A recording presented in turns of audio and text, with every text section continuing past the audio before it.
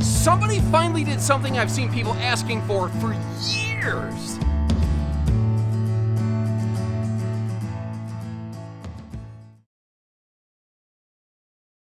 Hey everybody, Josh the RV Nerd here at Bish's RV, down here taking a look at something new from North Trail.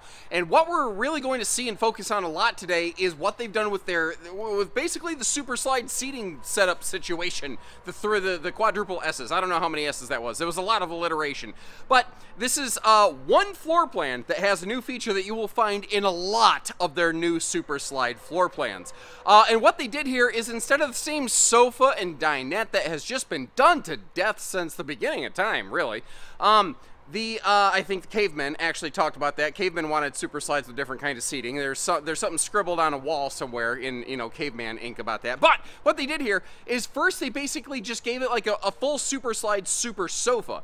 But it has dual hide-a-beds built into it, and it has a hideaway dining table built into it. So it's a mega sleeper, it's a sofa and a dinette, it's a gigantic lounger, it's whatever you want it to be. They're calling it their freedom seating or something like that, because you have the freedom to do whatever you want. I don't know. Anyway, but beyond that, this is just a great floor plan in general. It comes in with a super slide and private king bed that you can walk around. About 6,000 pounds on the nose, 7,500 GVW with wide stance axles that makes it a great fit for a lot of half-ton capability. Double over double bunks, and something that I like that you don't find as much in the RV industry anymore, a direct entry bathroom so that you can cut down on tons of dirty foot traffic going in and out of the RV. These have an enclosed heated belly. They're using Asdel under the skin. They are solar ready, which is different than solar prep, and I'll clarify that as we go with an available solar option. Power stabilizers, power awning, power tongue jack. Quite a bit of power things going on in this one. It's not a flawless floor plan though. This specific layout is definitely a bit of a neck wrecker entertainment center. I know that's a bummer for a lot of folks, but remember, that's just this one floor plan. Things like that cool sofa that you're going to see will be available in many different North Trails as the season rolls on. And I'm glad they did something with this, because this is a floor plan that has certainly, we'll just say, it's been done to death a lot in the RV industry. So having something that gives it some unique spin and flair, I'm kind of happy with. And I was a little bit skeptical when I first saw this whole system, because the dining tables, they actually stow away inside the sofa itself, which sounds a little bit weird. And the middle support leg actually has to fold out of the way. And I was worried, like, well, what if somebody kicks it with their foot? Are you going to end up dumping your maple syrup on the floor? Now, it is nice that this is carpetless and ventless, so it's easy cleaning and very pet-friendly. And I was pleasantly surprised to find that those middle legs actually kind of lock in place. You have to pull them to really release them. Now, this is certainly not going to be my best camera work ever, but here's a look at how these things kind of go away. So first of all, just to give you a little bit of a size demo here, I felt very comfortable sitting at this. Actually, I was very pleasantly surprised with how well it sat. And then you factor in the, how you could throw like a couple like bar stools or chairs on the other side of it. And suddenly we really can have the whole family wrapped around this thing. But remember, this is potentially a double Dinofa super sofa. That can do a little bit of anything. But then when those tables go out of the way, it does kind of force those back cushions up a little bit so that everything is a little more flush in one level. And then look at this. Look at how immediately that transforms this floor plan. When we first began inside here, when the tables were out, it kind of felt like closed off and blocky.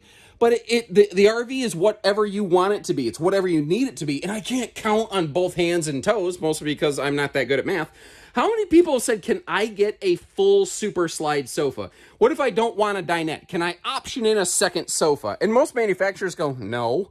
Well, this is both. It's a sofa and it's not a sofa. It's Schrodinger's seating is what it is. It's Schrodinger's super sofa seating slide scenario situation setup.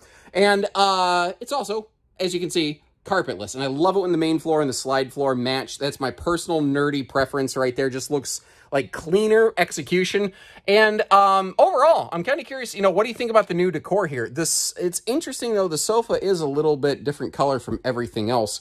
I will tell you, when you look at one of these, the woodwork will play colors with you, because it's actually like a dark gray. But depending on how much light there is or isn't, or if there's some blue sky pouring in through a window on the RV, it'll trick your eye into thinking that that darker wood tone is a different color. Like sometimes it looks borderline blue to me. Sometimes it looks like light gray. Right now we're looking at it looks almost like darker graphite. It's just kind of funny how that works out. Now there are some power outlets under the overhead cabinet right over there. This is a 2-inch laminated sidewall, which is kind of nice. It's very rare in this classic camper. That's a 12-volt DC compressor fridge, and down below is a true air fryer oven. That is something that Heartland kind of started doing last year, and I'm seeing a few other brands kind of jump on board. But what's interesting is a lot of manufacturers who have done that don't also still include a standard microwave. And that's what's kind of nice about what Heartland's done here, is they've still maintained like a full kitchen equipment complement. They've kind of dressed it up with some nice solid surface countertops here as well, which is kind of cool. It's also pocket screwed lumber core cabinetry. Now, quick note on construction. Your sidewalls are laminated and aluminum framed. Your roof is laminated and aluminum framed.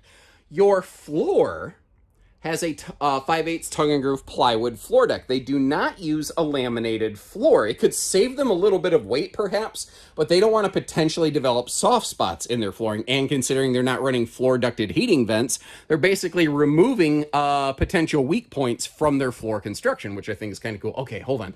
We've got a weight tag here for the bunks. This is saying, whoa, that is lower than I expected. This is saying this is a 200-pound rated bunk, and the one below it is 300 pound. Now, what I don't know if it's 200 pounds period, or if it's 200 pounds per sleeping space, and they're calling this a double sleeper, so 400 pounds. I don't have clarity on that at this time. That might be one of those things where if you contact our team, we can dive into some of those details. Now, they've done some cool, flashy things in this RV. Not including a window for the bottom bunk is certainly not one of those things. One thing, though, that isn't as obvious that they actually did a pretty good job of is they did give the kids some power for rainy day function. But you look in here and you're like, I don't see no plugs. Well, maybe you don't say it like that. I don't know. And maybe you don't shake your head either. I'm not even sure why I did it. It's not easy to see, but right here on this light, there actually is a USB plug. So you do have a USB plug for the upper and lower bunks. It's one plug per bunk, but I don't know. I think that's enough. I think that's probably plenty right there. But there are some ways to keep the kids' devices juiced up if everybody's stuck inside on a rainy day, or just charge them overnight, you know. I also want to mention that this RV right here is a prototype that we're currently standing in. So there's a few little, there's some little fit and finish details that, well, I mean, let's be fair. There's a lot of RVs that have some fit and finish detail issues, but this one is, because it's not a full, complete model, has a few more than others that we might see in this video. Some great space around the toilet, by the way, but I was looking through this bathroom, and something about it, it felt, I walked in this bathroom initially, and I felt very underwhelmed, and it felt unfinished, and I realized two reasons why. One, they don't include a privacy shade in an entry door window from the factory. So they just didn't put a window in this door from the factory so that you maintain privacy in the bathroom. That makes sense to me. I can deal with that, but it looks flat, so it looked unfinished. But something else, it looked cheap and not done, and I realized it's because it doesn't have a shower curtain on it yet. And little details like that will certainly help a great deal. Now, the RV sidewall is 6.5 foot tall, which means that it, I do have to have my head kind of in the skylight. One of the things, though, it does have a little mini barreled ceiling, and it also has a little bit of what some people might refer to, some people specifically being me, as the peekaboo I smell you bathroom door. It's a technical term. But moving back from here, there are some other, we haven't seen the storage yet, but there are some other aspects of this sofa that we still have not fully explored. One of the things is its amazing sleeping capacity. So first of all, if you just pull those back cushions off the whole sofa, you could easily sleep 2 people, especially if you're going toes to toes, where maybe you might kick each other's feet a little bit, but generally speaking, you're not going to overlap and you're going to be fine. But if you need a little more space than that, and you want a little more individualized sleeping and privacy, take a look at this. Kind of like how both sides of the sofa can open into a dinette or not. Both sides of the sofa can open up into a sleeper or not, which I thought was very cool. Now, the kitchen storage in general, I think, is pretty straightforward. It's nice. You got a couple drawers. You got a good spot under the sink for a wastebasket. A good dedicated pantry. That's something a lot of models like this will tend to lack. But what really kind of shocked me, there's a big open pocket of space underneath these bunks that most manufacturers just do not use effectively. And they came up with this, like, it locks in place, but this whole rolling storage locker that just hides away under the bunk. And then it slides open to you, and it's got like 3 segments of space. So if you have multiple kids, you can have like a toy chest, a clothes chest. Like, you can do a lot of stuff with that. And because it's on rollers, it's not scuffing up your floor. It's not real hard to pull out. Like, if my chicken arms can do it, I feel like very confidently like anybody's can. I didn't expect that. That was actually a pretty cool, pleasant surprise. Now, do you remember earlier in the video when I was showing how the tables went away and it became kind of more of an open lounge? When you sit sideways and you kick your feet up and you kind of lay down for the day, the TV becomes better. But let's be real about this. This is a very classic 90-degree neck wrecker entertainment floor plan. If one of your main focuses, or foci rather, is going to be rainy day entertainment, this might not be your ideal floor plan. Maybe it is, maybe it's not, I don't know.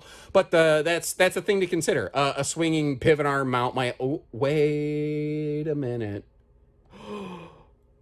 Oh, that's good. Sorry, I just realized something. For years, North Trail has had windows all around their slide outs, but your slide side windows were not always opening for airflow like they are now. I just noticed that. That is awesome. That's good news. Also, you've got some blackout roller shades really blot out the sun. And, you know, now, by the way, you might notice how there's a gap right here, but not over here. That's because this is a floor flush slide. Floor flush slides are not perfectly rectangular. They have a little bit of an offset side because the slide has to like go down a little bit, and it requires the roof to actually be on a non-level plane. So that's actually normal. If a floor flush slide was not like that, it's gonna have a problem. Electric space heating Tootsie Toaster down there, and it's interesting. They put that little box down right below it, but then you have little mini shoe garages on either side. I don't necessarily know the reasoning, but I guess it doesn't matter. I don't have to know the reasoning. Very private bedroom up front here. And this is a 72 by 80 king bed. The problem with that is it eats up the camera and it eats up the room. Now, you can walk around it to a point. By the way, there are some TV hookups over here up on the left. When I say to a point, because they went with a massive front pass-through compartment, that means that the little boxy things on either side, your bedside stands, those are actually the top of the outside pass-through. That means that those things stick way back in here. So, yeah, it's not really a walk-around bed. You are still kind of crawling into it. I do like, though, that they got rid of the Headbuster Concussionator shelf that was directly above this thing. I demo-tested one of those one year, and my bell is still ringing. But something that I am happy to see, these elevated headboard power pockets with household and USB outlets up there. That's something I was hoping to see last year, and they did it. I love it when a manufacturer listens to feedback, whether it's mine, whether it's yours, whether it's everybody's, anybody's. I don't care. I am happy to see it. Now, normally a layout like this has some really good road mode function. But when you have a peninsula countertop, sometimes that can get squirrely. But I've never seen one with this kind of sofa setup before, so let's see how it plays out. Because it's not a dining table sticking out past the slide, because it's mostly contained within the slide, it's tight. It's tight like a tiger. But I can do a skinny butt travel trailer 2-step, and I can do the electric slide right through this thing, and I can slide back here, and I can get back to the kitchen, to the bathroom, to the bunks. So I'm going to give this one a pass on road mode, but I stumbled into something.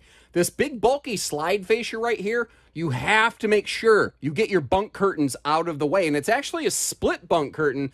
So I recommend making sure you really get that one tucked totally out of the way. Otherwise, it could get caught and get bound up in that slide system, that cable-driven slide system right there, or cable-pulled slide system. Not driven is actually more technically the term. But that's a little pro tip there for you from your Uncle Josh. I would rather see your RV at a campsite, or at worst in your driveway, and not sitting in our service bay waiting for slide work. I'd rather point that out now. I mentioned when the video began there's some half-ton towing potential here. I do think that. I also think it may vary a little bit based on where you're taking the RV or where you live. because, you know, if you're going to go through some wicked elevations and some wind zones, you might want a little heavier pickup. But in flatland, southern Michigan, where I'm from, a heavy, like a late model tow package half-ton would pretty much handle this thing. They've given it a bit of a facelift on the outside. It feels a little more grown up and mature than it did last year. I'm kind of liking it. Got magnet holdbacks for these big front slam latch doors, and they call this their King Kong size pass-through. They must have an affinity for like the classic Godzilla, King Kong, kaiju monster movies on this, because they're also calling their sidewall Yeti sidewall construction. Probably because it's a 2-inch sidewall versus an 1.5 inch like you usually find in the travel trailer industry. But a couple things here. You can see how this is just wide open. Secondly, look how nicely finished off it is. That's because the bed deck itself is actually laminated to create a thermal break between inside and outside so that you sleep a little more comfortably with temperature consistency. Over here on the left is our battery disconnect. I would like it if that was a little bit higher away from shifting cargo, but we can't have everything, I suppose. And this right here, I said we're going to talk about solar prep versus solar ready. Prep versus ready means two different things in the RV industry, and it's important that you understand the fine detail minutia between them. Prep means a manufacturer started something, but you have to finish it. So most RVs that don't have a factory solar package are solar prepped, meaning they might have put a plug on the roof, and it may run down to where you could install a charge controller, but that's all they've done. What Heartland has actually done here is they've actually put the plug on the roof, they've installed the charge controller, and they've completed the wiring to the battery area. All you need to do is plug and play the panel you want. And that sounds weird, but there's people like me that mostly park camp that frankly don't really need solar stuff. I don't need to spend a lot of money on solar things if I was personally going to camp the way that I personally camp. But there's a lot of people that most definitely need and or want some level of solar function on their RV. So it gives them the ability to very easily do that. Now that is a 30 amp controller. I do not have clarity at this time if it's PWM or MPPT. If I had to guess, and this is only a guess, I would estimate that it is PWM, not MPPT, just knowing what I know about the industry. But I could be terribly wrong on that. I am very impressed with the awning setup on this. That is some serious awning space right there. Plenty of space on a rainy day to kind of help expand your living area outdoors a little bit. And also helping with some towability functions, this really helps offset some of the length of the RV, are the wide stance stability axles that you have here. The way the tires are spread extra far apart, what that does for us is it makes the RV look, not look, but it makes the RV feel like it's not quite as long as it actually is. Now, for travel mode, that's where these fold out almost kind of, I don't know, hickory sort of steps or whatever they were called. The traditional camper steps that fold out from under the RV, that's where those are really handy because you can slide in that door right there, then basically kind of traverse through the RV. And in areas where you cannot potentially deploy your fold down stable steps over there. So sometimes there are benefits to having a mix and match kind of step situation going on. She is prepped and ready for a telescopic removable ladder on the back. You can see the bracket right there. Down below you can also see those Bananarama yellow things. This does have 4-quarter power stabilizers and a heated enclosed underbelly for a little bit of extended season comfort. They are even very good about making sure that their gate valves and everything are enclosed in the belly where it's also forced air heated. So let me know what you think about it. Either the layout, the sofa, anything, everything. I'll leave you a link in the video description where you can check for pricing and availability, and I'll see if I can't dig up maybe a couple similar models in the meantime if you want to do some cross comparison. And I think if we're calling a spade, a duck a duck, the nearest inspiration of this might be something like a Salem Wildwood Versa Lounge, but this isn't exactly that. I like the fact that they didn't just take somebody else's sofa and slap it into their RV. They're trying to do their own thing, and I respect that. Whether it's the best or not, I don't know. That's really going to be up for you folks to decide. So until next time, take care, stay safe, have fun, and happy camping, everyone.